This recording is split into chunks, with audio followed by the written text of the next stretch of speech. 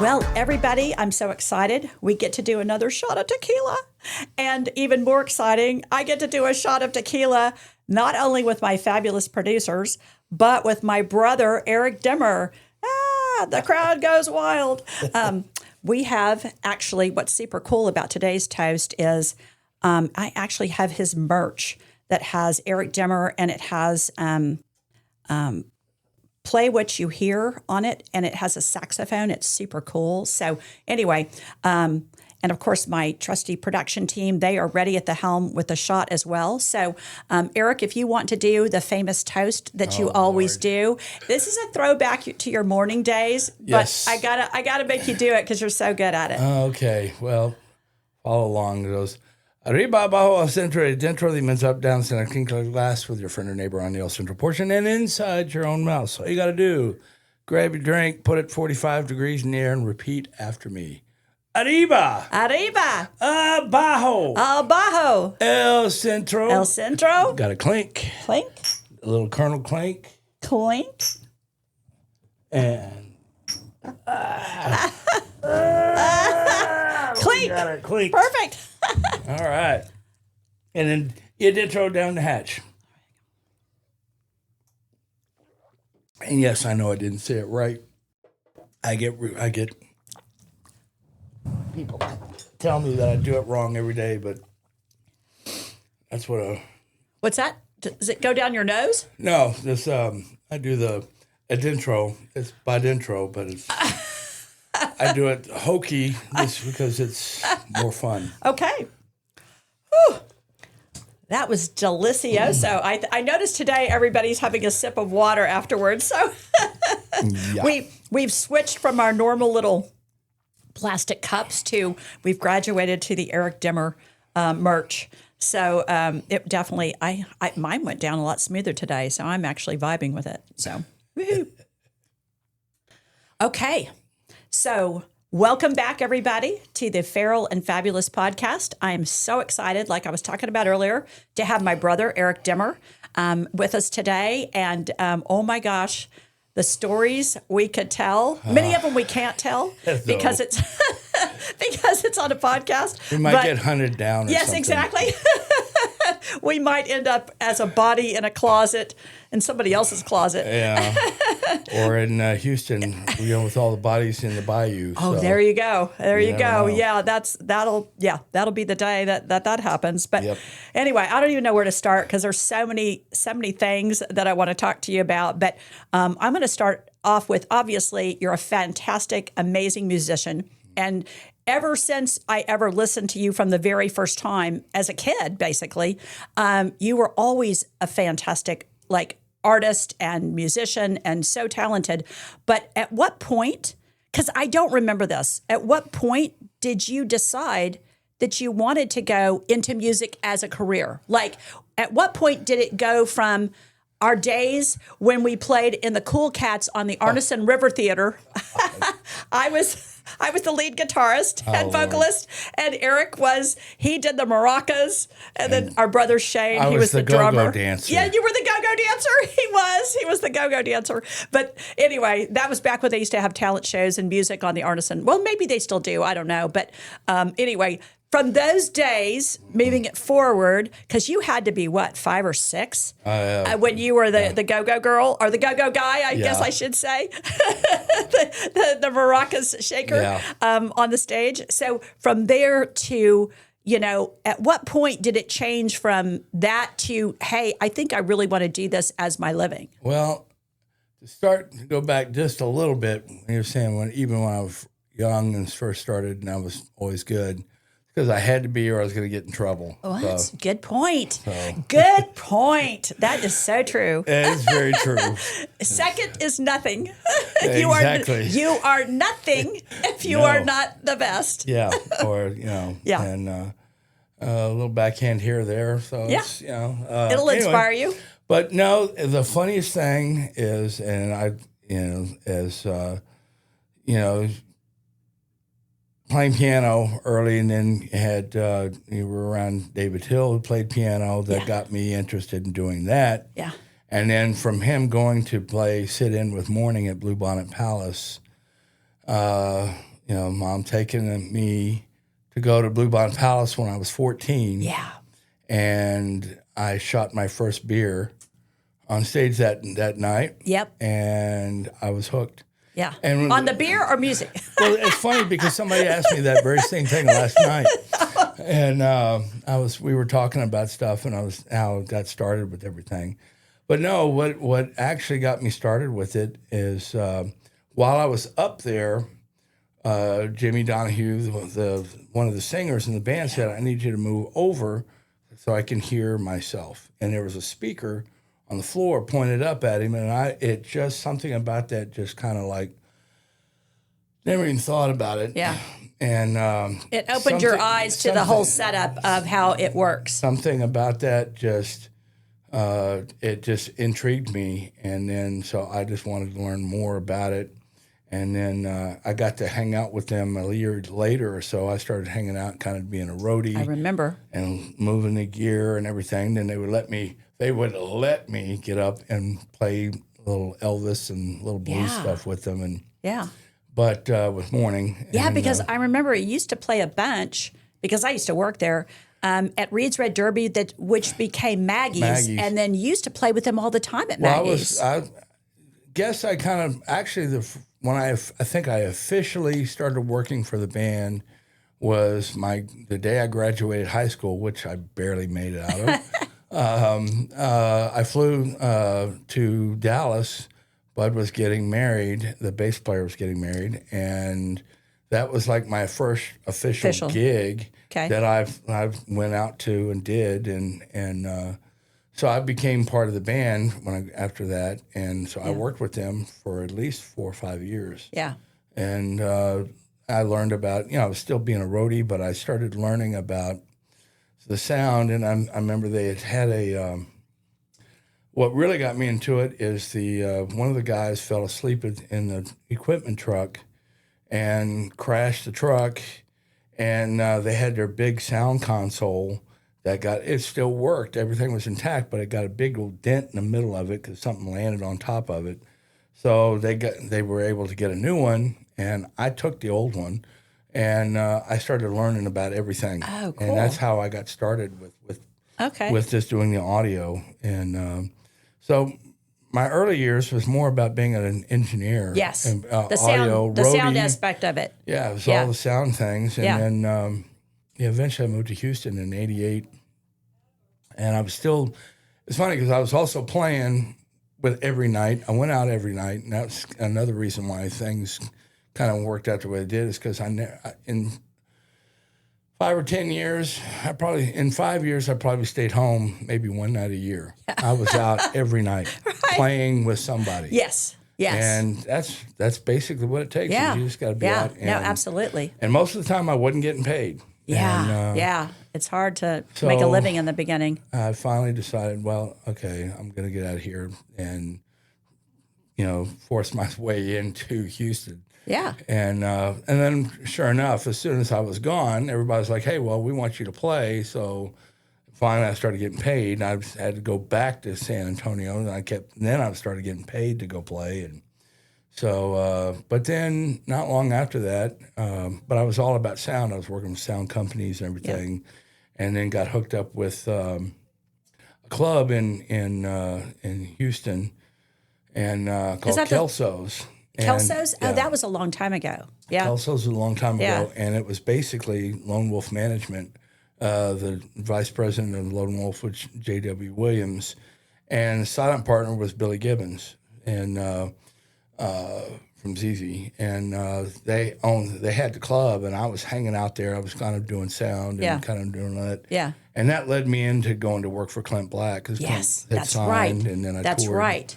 As the engineer and the slipper and everything, I worked real hard. I remember that you came down, and actually you were already living over there, and I think you came down and did you run sound for Clint Black? Yeah. Was it at Bluebonnet Palace? And Mom, with her Mom and TPN I bag, went and to go she- see yeah. you at that Clint Black Yeah. concert, Yep. and I do remember that actually very well. And I didn't realize I didn't realize at that time that you had already moved to Houston. Oh, yeah. No, and that you had just come back and you were Yeah. playing with him at that time. So that was kind of the official beginning. Yep, that's kind of where everything really kind of started from there. And I toured with him for a little bit. Yeah. And then it was just meant for me to come back home. And then after I got done, which really won't go into what all happened on that, but the stories we could tell. Oh yeah, and Tell me, because I can't remember the exact chronological sequence of everything, but I know at some point, fairly early on in your career, I mean, you'd been playing with people for a while, but I remember, I knew at that point you were living out of town, but you called me up and you were touring with Eric Clapton. Well, and you had said, hey, I'm playing with Clapton. And I'm like, Eric Clapton? And you're like, yeah, that Eric Clapton. Yeah. And it was in the Drum, I think, at Austin. In Austin. And then I remember going up there and you got me a backstage pass, which I was like, oh my God. And then not only did I get to go backstage, but it took a while. I don't know what, he was tied up taking a shower or something. Yeah, it was just, it's just, you never know because, No, I get it. I get it. It's like you don't know what's going to lead up to that point. But I couldn't guarantee anybody. You can't because that's just. No, I know, but it worked out so beautifully. We're not worthy to be there, but we're there. No, and so exactly. But literally, and the tunnels were kind of like rounded, or at least I remember there's some sort of it's kind of like Dallas, the airport. You're always going. Is that what it is? I just remember there being a curvature to the area that I was walking in, and as I walked around. There is Eric Clapton, literally wet hair, slicked back, literally leaning up against the wall with his foot on the wall, just like chilling. Yeah. And I'm like, OMG, that is Eric Clapton. Yeah. And then I was like, oh my God. And then you introduced me. I was like, trying to breathe in through my nose and out through my mouth just to keep from, passing out. I was just like, oh my God, this is amazing. And then I think you guys ended up getting to know each other well enough that didn't like Danielle's footprints end up. Yeah, your daughter. And so tell us the story. Craziest thing. So, I got through all the stuff with Clint, and about a year and a half later, I was playing, and I ended up getting a call from Gatemouth people, and because I was touring with Clint's Gatemouth Brown. Okay. And which that takes a little while. That's a whole nother story. Yeah. How I ended up getting with him. And I can't really say what he said because I understand. Because it took me 3 different times to go be in front of him, and he didn't want to hear me. He just looked at me and says, "No, get this guy out of here." And then, so finally, there was a bunch of people that said, "You need to listen to him," and so he did. And then basically, I started from then on. I was with him for up until he died, and that was from towards the end of '93 all the way till he died in 2005. So it was through Gatemouth Brown that he got the gig to be with Eric Clapton. The craziest thing because Gate lived in Slidell, Louisiana, and he lived practically at the House of Blues, and Clapton had just gotten through recording the From the Cradle album.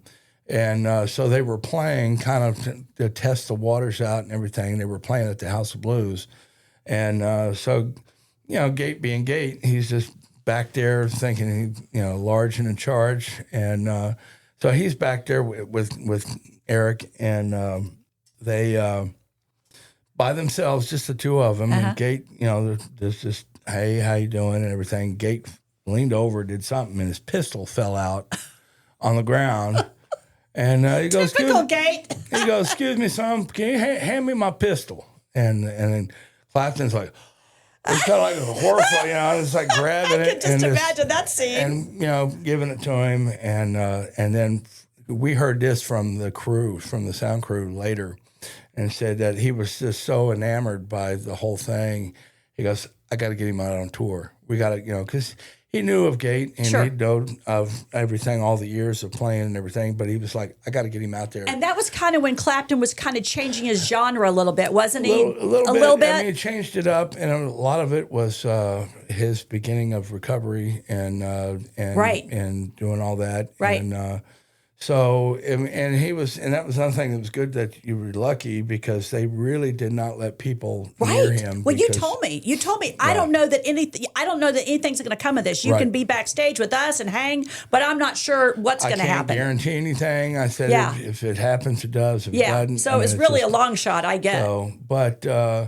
So how we ended up after that, I mean, we went from just I was touring with Gate to, it was just so crazy because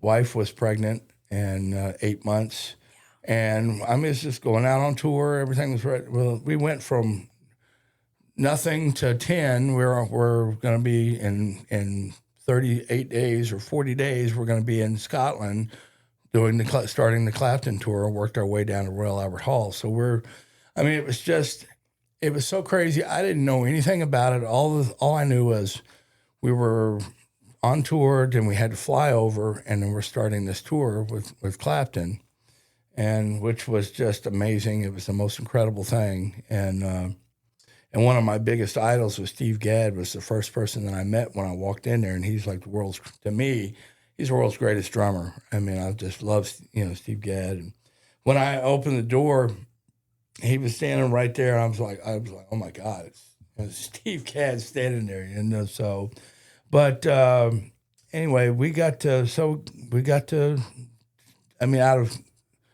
didn't know what was going on. Anyway, we worked our way down to Royal Albert Hall. We played Royal Albert Hall for almost 2 weeks. It was like 10 days or maybe a little more. Yeah.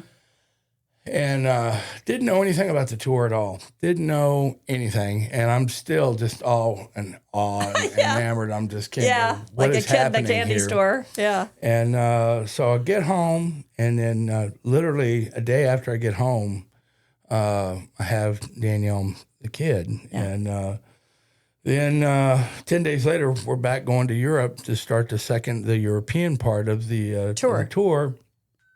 And so all I know is when we're in the hospital, the nurse goes, "Do you have your baby book?" And I'm like, "What the hell's a baby? I have no idea about nothing." Yeah, exactly. I barely know how I got to this point of being an dad. I'm like, hey, wait a minute. What are you talking about? What are you talking about? All I had was a program from the tour book. Yeah. And so I thought, well, I'll just get to where all the dates are, and let's just, because you got to put your footprints in there. I'm like, I didn't know anything about that. So we got the program and put the footprints in it. And so I said, oh, cool, got it, done. I said, well, maybe I can get them to autograph it. I think it'd be kind of cool. So I'm on the plane going to Frankfurt, and we're going to start the second part of the tour. And I just have to actually, for the first time, look at the program. And I'm reading it, and it says From the Cradle. And I'm like, wow, I didn't know what the name of the tour was, the album. I knew nothing. Right. And then after I'd already been playing there, and it's like I realized this is From the Cradle.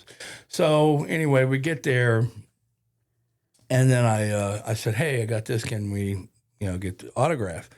And I got the whole crew. I got Eric, I got Gate, I got everybody autographed. I got one with just Gate and Eric's autograph, and then I got one with everybody. And so they nicknamed her Footprint. And so that's how that whole thing came about. And which on my phone, I still have, you can look and see her little footprint on the program. Cool. So it was such a cool thing. Yeah, she'll treasure that forever. Oh, yeah. As a matter of fact, I have the photo of when after we did the drum in Austin, we were in Houston which is now it's Joel Osteen's place now. Yeah, right, right. But anyway, we're there. We take photos. We went in the back, and then I had him Eric took pictures with Danielle on the couch with him, and then I sat with him and got that. So Danielle just grabbed one of the photos I had with a frame and everything. She just took it yesterday. Oh, wow. Oh, my gosh. She didn't have that one. And talk about a full circle moment. Eric is about to be a grandfather for the first time, so I have to bring that up. And so now his only child, his only daughter, is pregnant and due.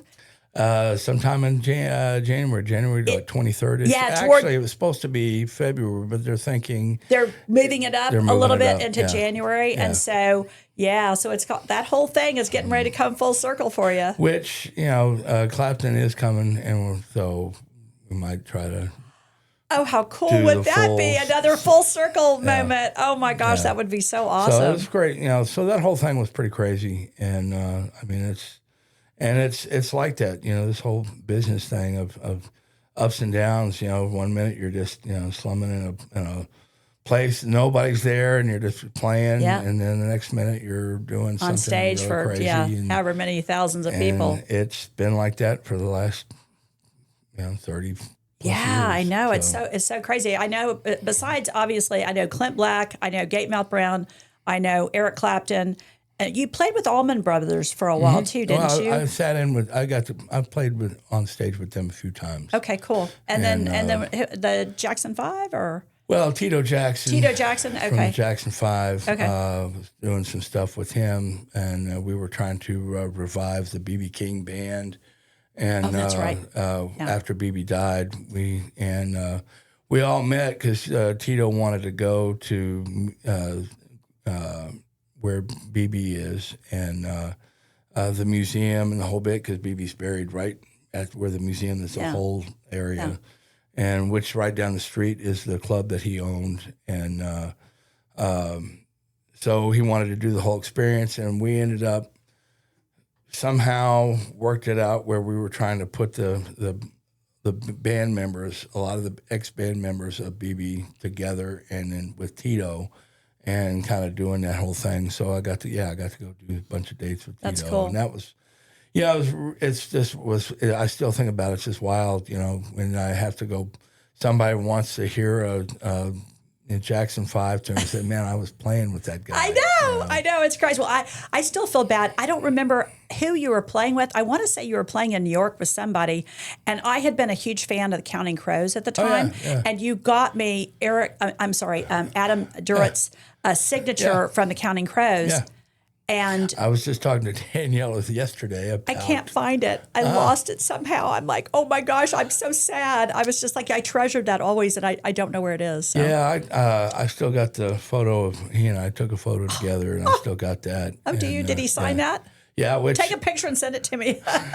Well, the funniest thing is that I didn't have any of my stuff. I got divorced, and I didn't. And I understand.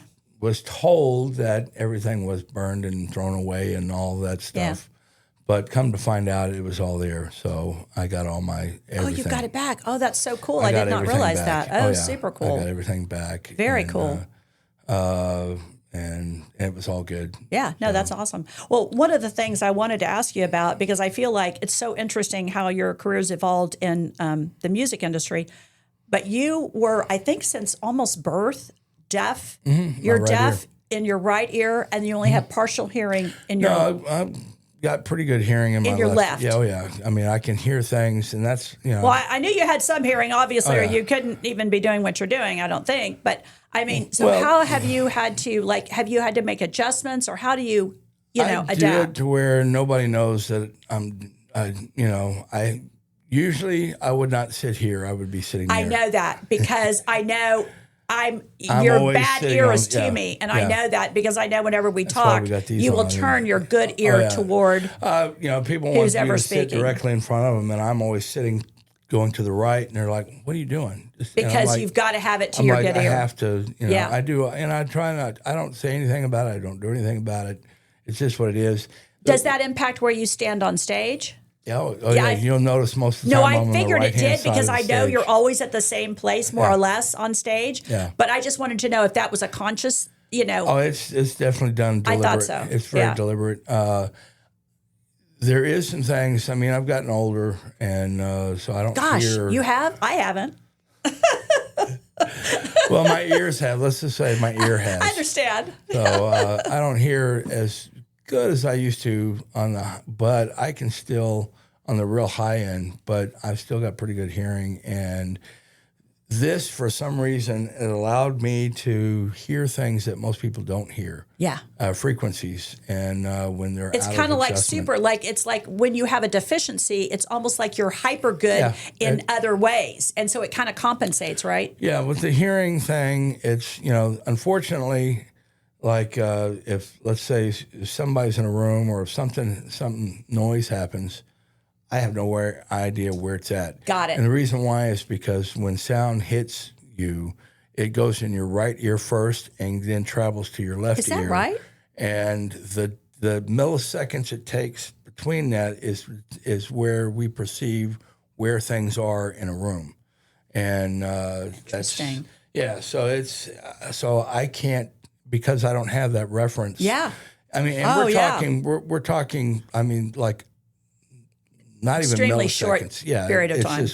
But the brain, that's how we're able to do distance and where we know where things are. Yeah. I can't hear that. So if I hear, it's like you push the button for your keys, like to find your keys or your phone or your watch or whatever. It's like I can hear it go off, but I can't tell you what room it's in. Right. Until I start walking around, I can hear it get a little louder. Then I know I'm getting close. You're getting warm. But I can't hear. And then because of that, I've had to always really good things about it. Is it makes me, when I listen to something, I ultra focus. Yes. So I'm very intent in hearing everything, because if I don't, you're then you're gonna miss it. Or I'll let and the fun thing is when somebody that you don't really want to talk to, a drunk person comes up to you. You just turn your right ear to them. They don't have a clue. And I'm like shaking my head down, like, oh yeah, sure, whatever. But then you have the ones that are drinking, and it's like they just want to. You want to hear what they're wanting to say. You're trying to move your head, and they follow the right ear around, and I can't. I'm like, so that you can still not hear what they're saying. So, but no, it's been a good thing and a bad thing. But I think for the most part, it's really been a good thing that for me. Like I said, I was able to hear. I still get called to go listen to. In the studio to help mix, and because I'll hear frequencies that they're not hearing that are a problem. Right, exactly. And, it's like you're right. Your good ear, your left ear, is like your superpower, kind of. Yeah. And no, I get that. And I think, like I said, the ultra focus thing. Now, the negative thing is I could be standing, if I'm paying attention to something. You could be standing right where you are and yelling at me, and I won't hear you. I understand. And my husband says the same thing about me. I just don't think I have the same hearing problem you do. I have a different one. So that gets a little frustrating, because they think, oh, you're just deaf. And I'm like, no, it's because I'm really focused. It's super on hot. Yeah, absolutely. And because I don't have it coming into my ear, and I'm concentrating. If I'm talking to somebody, or it just makes it really tough. But well, and I think you and I both, I mean, I don't have the same hearing problem. I definitely have a hearing problem. I don't have the same kind of hearing problem you do. But I think we both, to a certain extent, I think even when I was in high school, I mean, as a younger girl, I literally was always so hyper-focused on whatever I was paying attention to that people would always tell me whether they would pass me in the hall or pass me on the highway, and they would be waving, and they're like, literally, they're focused. Like, you are in your own world. Yeah. And my husband Dave is always saying, you are going to be murdered at the gas station, because literally you are so clueless as to what is going on around you. Someone will come up from behind you and stab you, and you will just be gone. I mean, and I'll be just still talking, but I understand what you're saying about getting hyper-focused on something and not really being able to hear the noise from other, directions. I won't hear things, but I always, in that kind of vein, I find that I'm always looking around me, I guess just because I've been in some really sketchy situations that I've had to learn. You have reason to look around you. Definitely. But it does. But when you're focused on something, somebody can yell at you and you won't. Yeah, no, I totally get that. So tell me, what would you describe the kind of music that you play? I mean, you've played with a lot of different types of artists, and certainly you have your own band as well. Right. So, and I know you play a lot with other musicians as well. And so, do you kind of morph, and does your playing style change depending on who you're playing with? Oh yeah, no, it definitely does. I change up. You know, I'm a sax player, so I'm going to be playing the sax, and you can't Sure. change that. Sure. But you know, you're not going to be playing let's say you're playing a 50s rock and roll thing. You're not going to go and play some John Coltrane jazz thing. Right. Which Right. I hear guys do, and it just drives me insane. Right. Because you play in the vein that you're playing. Sure. And I play the style. If I'm playing with a guitar player, Yeah. I will play, you know, that style that he's playing. Sure. in. You And, adapt, I basically. adapt.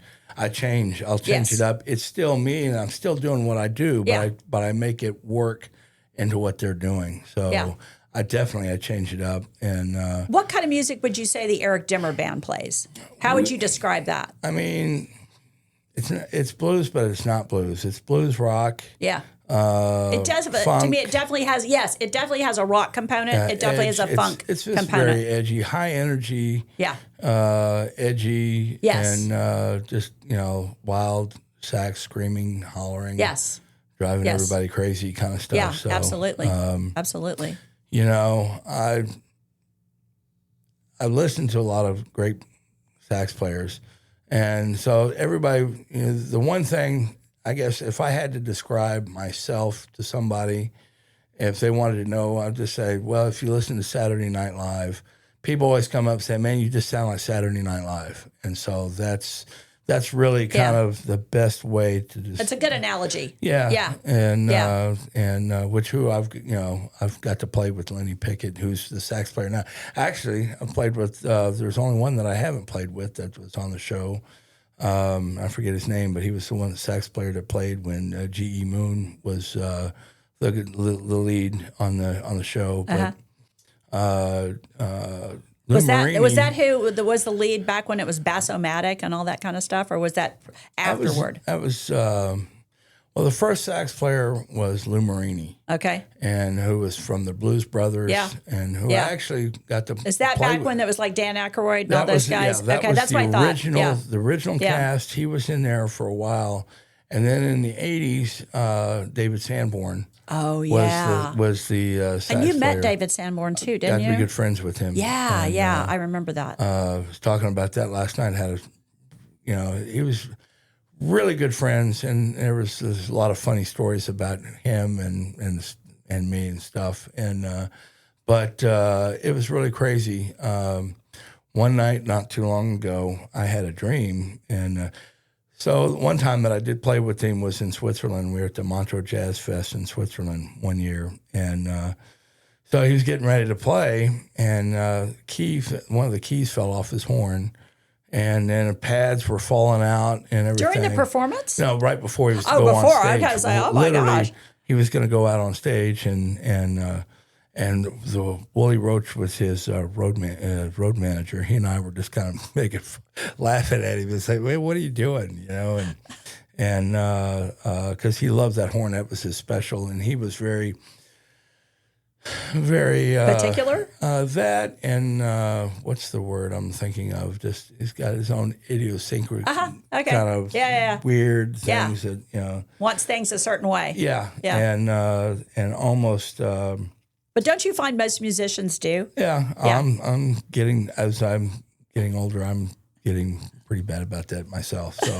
I just hate to hear you're getting older. It just sucks. Well, I'm not really. I am in number, but I mean, I'm out there. I'm working harder than any of those guys. I know. Matt Kirk I don't and know all how those you do guys I'm that playing night with, after night. So I mean, I'm still doing it, and I won't stop. That's awesome. But anyway, with the Sanborn thing, so I was a couple of. I'll try to make them quick. One of the things was. Early on with Gate, we were out in Los Angeles playing at the B.B. King Club. It was the grand opening of the club. And there was a reporter that came out from the Hollywood Reporter, did a review on the show. And so they were talking about Gate, and then they started talking about me. And so it said, wild sax, screaming sax stuff. makes David Sanborn sound like a schoolboy eating pie is on the actual review. Right. Oh, And I kind of remember that. So I had it, and then Dave was playing in San Antonio, matter of fact, and so I was off that night. And I came to town just to kind of hang out, and so we went to his hotel room the next day after the show, and it's funny because he's in his robe, he's in the hotel, and Danielle goes in there, and he's trying to get her food, and I'm just waiting on her hand and foot, and she's real little, and so I said, "Hey, Dave, man, I got something for you to check out." I said, "There was a review between you and me," and he goes, "Oh, they were ditching you for me," and I'm like, "Not really." and I got to hear this. What was his take on it? So I just said, here it is, and he started reading it, and he just kind of laughed. He said, "You got to be kidding me." And I said, "Now you got to autograph it." And so I did. I mean, he did. He actually autographed it, and so we'd always been friends. Every time I'd be running to him. We're in France somewhere. Cool. We're all in some of the same festivals and everything. So I'd gotten to know him pretty well. And just not too long ago, I had a dream. And it was just really weird because we were in a doctor's office, and we were just sitting there talking. And just don't know how that came about, but he's showing me this new horn that he got. It was like a real special. I mean, it was really special horn. I think that Selmer or somebody had gotten him.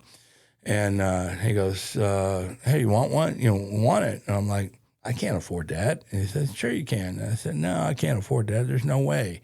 He goes, "Well, here." Yeah, he was giving it to me. And then he got called to go into the doctor's office. And it was so real. It was the craziest dream that I'd ever had. And woke up the next morning and found out that he had died. So it's just one of those kind of weird, and one of those weird things, because we were giving him a hard time about his horn all those years ago. Oh my gosh, that's so crazy. So I'd had a dream about him the next day that found out that he died. So it was just that was just kind of a crazy hard. That was he was really. I mean, he was the reason why I play sax today. And, I remember he was such an idol. There was, the song "Sad Cafe" by the Eagles on the Long Run album. Yeah. Somebody said you ought to learn that, and when I heard, I didn't know anything about Sanborn or any sax players. I didn't know anything, and when I heard that, it just kind of destroyed me.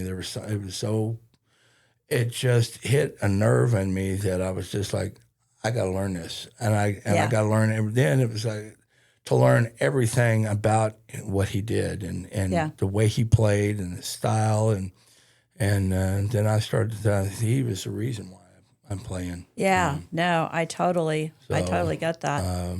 So anyway, it was like I said, I've had some really cool stuff through the years. Yeah, I got to be around some really great players.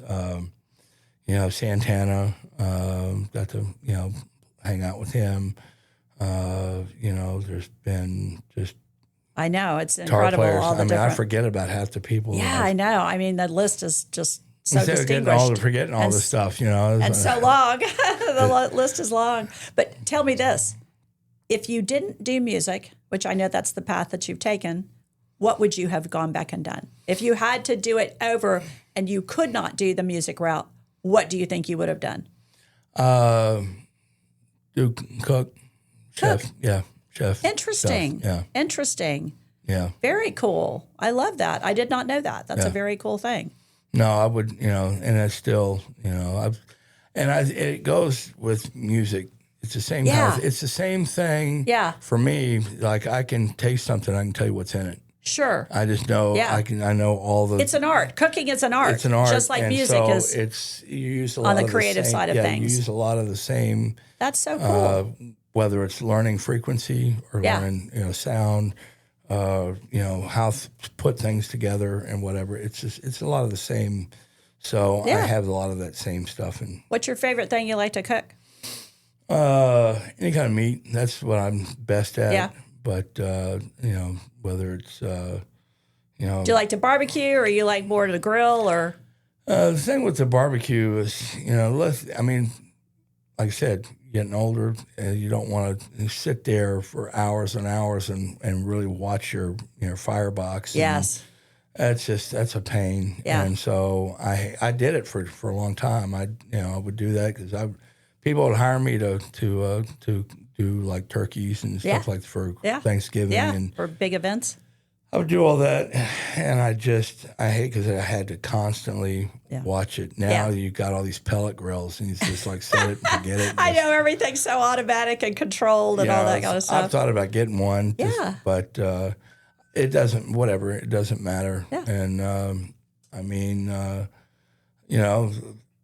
it's really the quality of the food. Yeah, that's true. That's so true about anything. With it relates to cooking. To me, if you don't have a good quality of food that you're working with, it's going to be a challenge to put something really good together. Even if it's not the real Wagyu, but like in beef, when you got even the American Wagyu, it's different. The actual meat to me is just it tastes totally different than others. True. And man, I've been doing burgers, and the burgers come out so good. Yeah. And not even grilled, and just even in a skillet, I've done them, and they're better than anything that I've ever. You're making me hungry. I can hear everybody's collective stomachs grumbling. It's hard to go out to dinner. It's hard to go to a restaurant when you can cook so good at home, right? Yeah, yeah. And there's not much that it can't do. Yeah, and it's I actually my first job I ever had was at Godfather's Pizza. I know because I used to have to drive you there sometimes. Yeah. I do remember that Godfather's Pizza job. Yeah. It was over there at Blanco and West. Yeah. Something like that. And I think it was at that shopping center, wasn't it? Or at least one of the locations I took you to was at Blanco and West. Yeah. So you may have worked at other locations, but that's the one that I remember taking you to. It's been so long I've forgotten exactly where it was, but I still have it ingrained in my mind. But and then I started doing the pizza. Started making pizza early before that. And when I was a kid, I do remember that. And then our grandmother learned to do it, and then she started doing it until the last couple of times, like the dough was raw and everything. It was like, okay, we don't need to make it anymore. Switch. Yeah, we need to switch gears here and do something different. Well, now is my favorite part of the podcast. The favorite part of the episode is where we have the feral and fabulous paddle. If you will grab it, it's right next to you. So I'm going to give you several different topics. Oh no! And you're gonna say whether you think it's feral or fabulous. And of course, as we've talked about before, feral and fabulous, depending on the context and how you say it, it can be either. We need about 4 more shots. we need more tequila. Okay, your first topic is Indian sacrifice. Oh no.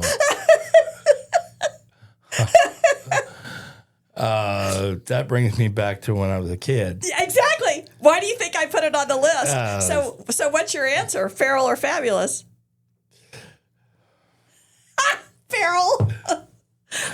Okay, I have to just say, when we were young in the neighborhood, we grew up and we used to live in a neighborhood called Inspiration Hills, and we're 6 years apart. So I was always the producer, the director of. We would put these little, plays, shows together, and so we would have different topics, And this one in particular, those of you that grew up in San Antonio, back in 1967, I think they had Expo 67. And it was like Hemisphere. Hemisphere had they had an Indian type sacrifice where literally they would do this whole thing. And it was a really fabulous show. So I decided we were going to recreate this whole Indian sacrifice at the house in our garage. And so we used the ladder on the bunk beds out of the room as to what we were going to. And Eric played the Indian maiden, and we put a wig on his head.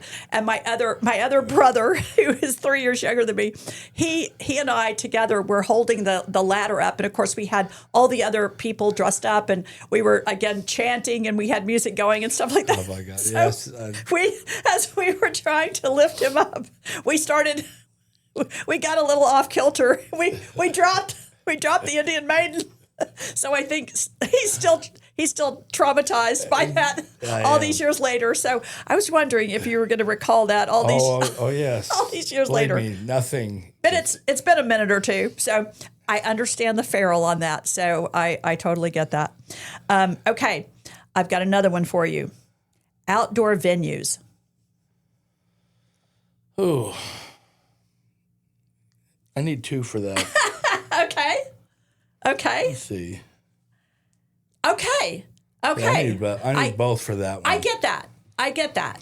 Because it can be really cool. It's great. Literally. And then it can be. It can suck. Yeah. And it can be terrible on both ends of it. Right. The cool, it could be too cold, or Yes. it could be way too hot. Yes. And not controllable. Yeah. Yeah. I mean, some of those are some of the best. Still, quick story on that with Danielle, and she was, I think she was 10, maybe a little older. I had her playing sax, and so we're doing the Willie Nelson July 4th picnic, and she's there, and I got her to play with us, and she was up there, and she was, there's 40,000 people out there, and it was packed, and so she was doing okay. I'm sorry, look at all those people out there, And she's like, oh. And I said, and then there was a helicopter. I said, that helicopter is going to be filming you while you're playing. And that freaked her out. She was just, but I mean, yeah. So that's a good. It's good. It's both. It's both. It can be both. I totally get that. Okay, I've got another one for you. Morgan Wallen. No. I knew it. I knew this was going to get him.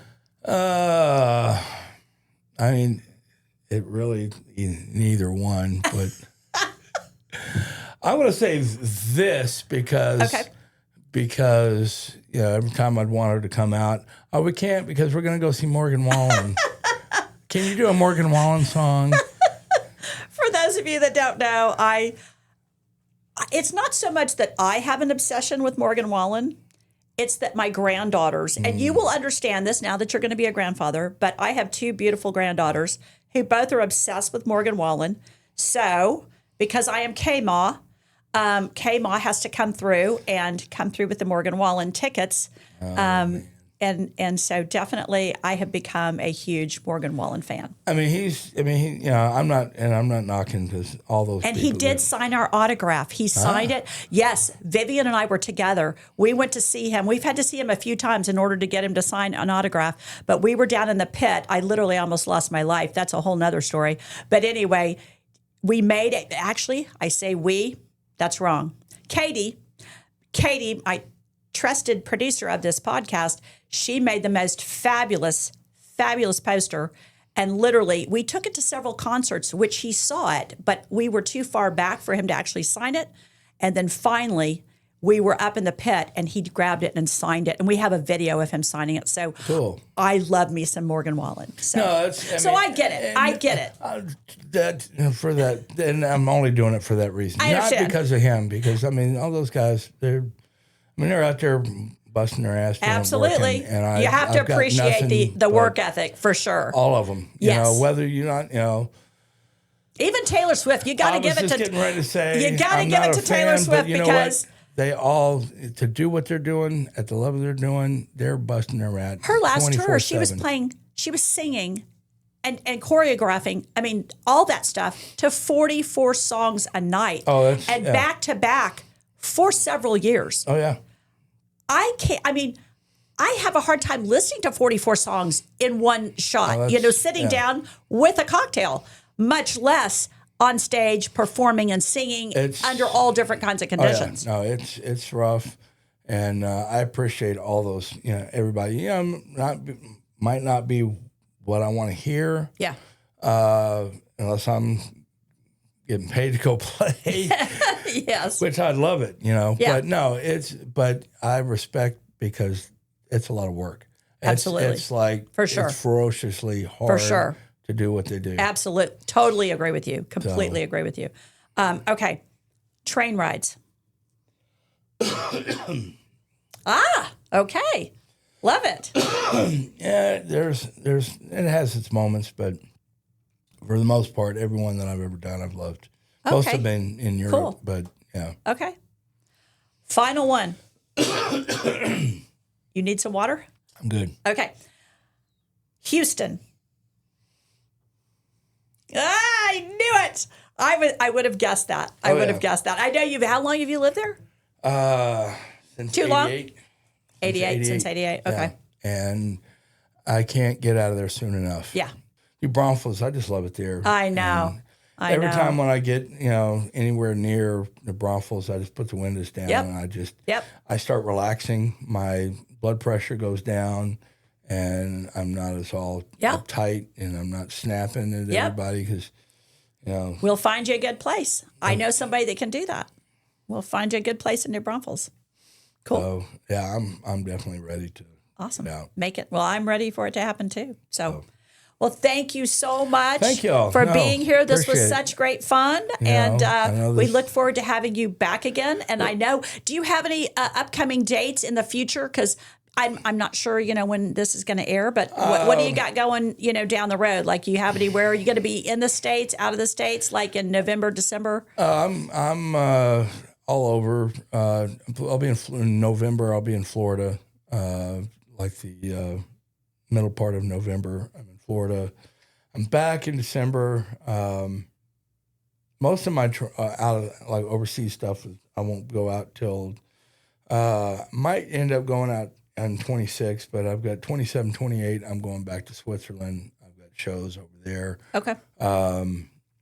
But I'm getting called to go do stuff. So yeah, absolutely. Still, and whether I'm playing with Matt Kirk, which got the absolutely. hat here. I love me some Matt Kirk. And the band is really good. Matter of fact, on October 24th, we're releasing one of the songs he's got called "Without the Dark," which is going to be a hit.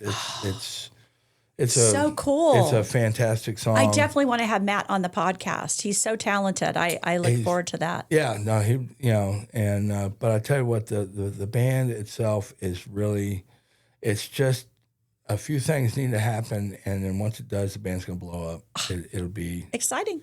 So we just got the masters for the live record that we recorded at Green Hall, and I think they're going to release that in the spring, early spring next year. And but we just got the masters done, and it sounds great. We did it all live there at Green Hall, and nobody else has got a record out from Green Hall. So they're getting ready. Green Hall is putting out 50 years of Green Hall, and which they're going to take one of the songs from and put it on there. So that's kind of a cool thing.